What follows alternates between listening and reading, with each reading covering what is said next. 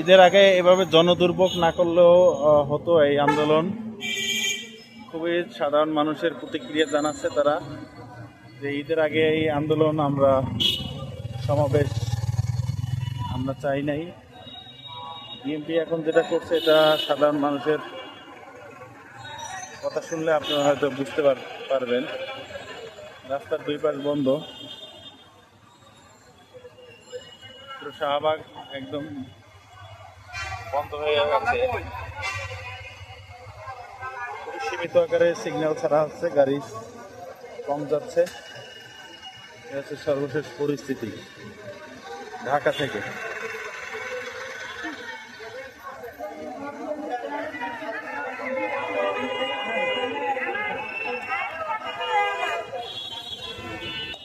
তারুণ্যের সমাবেশ, দলে দলে মানুষ হাঁটতেছে তারুণ্যের সমাবেশ দিকে।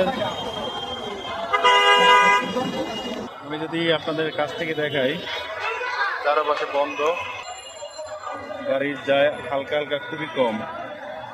শাহবাগের চিত্র এটা দেখেন, দুইদিকেই বন্ধ। গাড়ি পার্কিং করা ওই রাস্তার ওপারে, ওই যে গাড়িগুলো পার্কিং করে রাখছে এভাবে।